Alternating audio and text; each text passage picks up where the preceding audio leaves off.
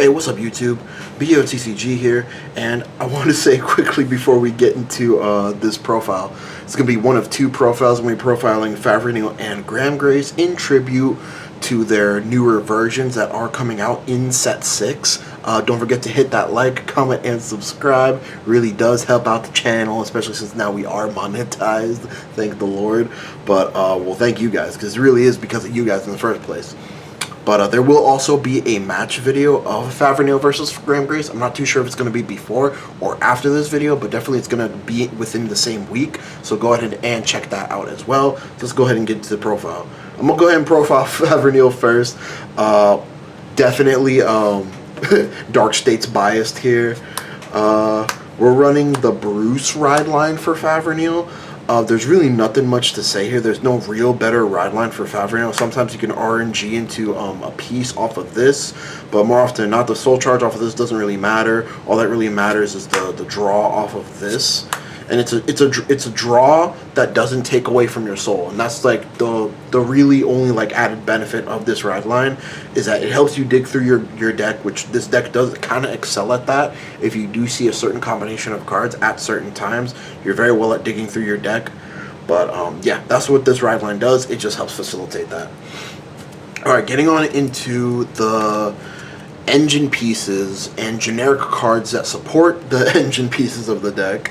We're going to go into 4 copies of Ellie Ghost. This is your counter charger. I know that this was super expensive when it came out, and then it wasn't as expensive anymore, and then now it's like a little bit more expensive now. Pick these up if you can. This is going to be very crucial for the deck. I even believe it's going to be still crucial for the deck moving forward, even though Ellie Ghost is a -1 to counter charge, but it's a pop, it's a counter charge, and it just helps you get to that that 13 soul count. Or not 13 soul, 13 grade count in soul. They were playing 4 copies of Baron. Baron is what lets you persona ride. He puts himself in soul, and he's another pop. This deck against smart people, they just won't commit, especially if you're going first, they won't commit any rear guards, and you won't get any benefits off of popping your opponent's stuff. But against strategies that just can't afford to, this deck, it accidentally just kind of kills your opponent's board while trying to do its main game plan. And that's what I kind of always liked about the FAVRNEEL deck, is that it was kind of like doing its own thing and killing your opponent's board at the same time, which was really awesome. All right, so these are like the only cards that mention FAVRNEEL by name. The rest of these cards are technically generic cards that work really well with the deck. 4 copies of Jarret Dragon. You're gonna see in the match video that I wasn't playing Jarret Dragons. That was a mistake. This deck absolutely needs 4 copies of Jarret Dragon, especially if your opponent isn't committing anything to board to play around your into soul draw effect off of FAVRNEEL that helps you get 13 grades in soul. Jarret Dragon's a very important piece. It feels so good when you Jarret Dragon, put a 3 into soul, draw a card, and then suck up Jarret Dragon off of Ellie Ghost. You essentially just got 6 grades off of that alone. And that's halfway there, really. Realistically, if you're thinking about it, that itself is halfway there. If you're counting your ride line, you're already at 9 soul. You only need 4 more to get to 13. Which, speaking of 4 more, we're playing 4 copies of... move this up a little bit. 4 copies of Squealish Freaks. It doesn't name FAVRNEEL by name, but it was made for this deck. It counts as a grade 4 in soul if you haven't ridden this turn, which is really nice. That's the main focal point of it. But it also gives a really nice power buff to your front row. Again, if you haven't rode this turn, you just need to attack with your grade 3. Is it grade 3 or greater? Yeah, grade 3 or greater Vanguard. Bind it from soul, and your front row gets 5k till the end of turn. So it's really nice, especially since this deck usually doesn't have anything in the back row. That power buff to the front row is really crucial sometimes. 4 copies of the new support card, kind of, for this deck, even though it's still just a generic card. It still helps out what this strategy is trying to do. 4 copies of this new Steam Fighter. It counts as a grade 3 in soul, and it's a 10k booster if you're grade 3 or greater.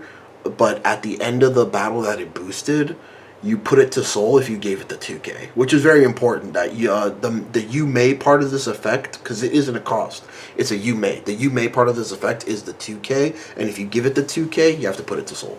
But it's just it's like Squealish Freaks. It's just this, like, this core engine of the deck is what helps you get to the 13 different grades in soul.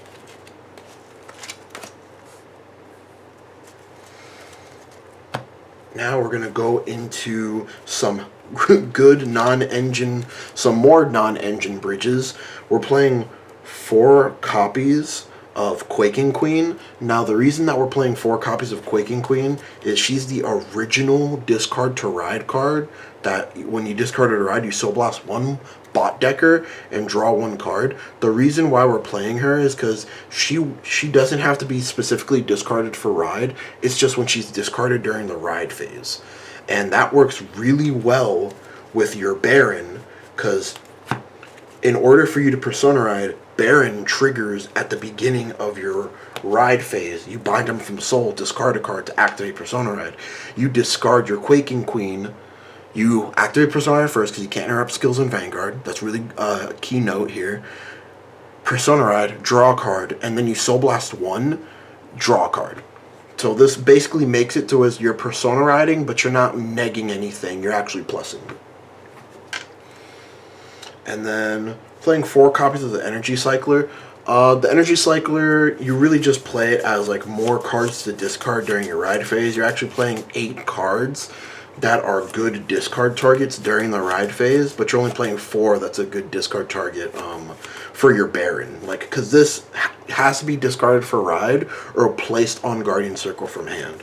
But besides that, she actually comes in as like a really clutch booster, because if you Persona Road, she'd be like EB3 or CB1, she's a 15k booster for the turn, and then you could just suck her up with Ellie Ghost before that effect, like, it like becomes dead for you on your next turn, or on that same turn. And then for the 1-ups, we're playing 1 copy of Crucial Dragon. The reason we're playing 1 copy of Crucial Dragon, he's essentially another Ellie Ghost, except he doesn't countercharge. He's 10k shield if your opponent checked a trigger. He's a good beater, good defensive card, pops a card, and he has that guard restrict ability as well. If you bind, not bind, but remove an overtrigger from your drop zone, it has PG restrict on that.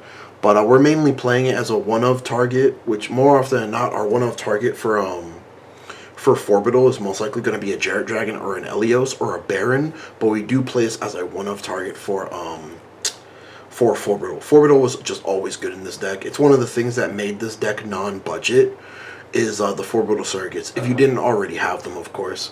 But that is the main core of the deck. We're gonna go on to essentially the trigger staples and perfect guard staples that everybody has to play in D standard. 1 Elementaria. You can play either Elementaria you want. It's really just your preference or like your metagame personally. 3 DPGs. 1 Dark States Overtrigger. I've always said this, if your Vanguard restands in Dark States, the Dark States Overtrigger is just so good for your deck, so there's really no reason not to play it. We're playing 3 front triggers. Originally I was playing draws in this deck, but was actually having a problem with decking out, and I usually never deck out in my Dark States decks, which is funny. I either lose or I win, and I usually never deck out, but I was actually having a problem with, like, I decked out in one of our practice games. So I switched it to fronts. We're running the Jarret Dragons now, so we're still running the same amount of cycle/draw power, except minus the draw triggers. Plus it gives added shield because you're running a lot of grade 3s in this deck. 4 into soul crits, 4 vanilla crits, and 4 vanilla heals. The 1-ofs just for style points. There's really nothing much to say about the 1-ofs. So yeah, this deck is a fun deck, I would say. I wouldn't call it a good deck. I would say like it would be a rogue warrior akin to, you could probably use this to top locals. I'm not sure if it could win a locals, but you could use it to top a locals most definitely. Like if it just has it's a restanding Vanguard at the end of the day. If it just has a good run, it can definitely do well, at least at the local level. But I really wouldn't consider this a too competitive of the deck, just because it suffers from a lot of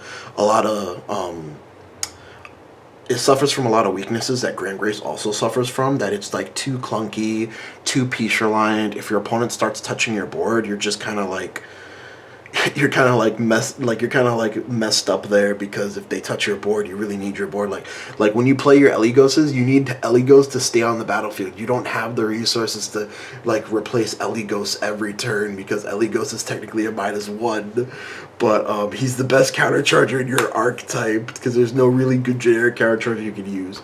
But anyways, guys, this is my not Grand Grace, getting ahead of myself. This is my FAVRNEEL deck profile. Again, don't forget to like, comment, and subscribe. Everything we have is really thanks to you guys, especially since the slight struggle we had at the end of this year, wrapping it up right now. But we're getting back on track, baby. You're going to see more content like this. Y'all have a good night. Later.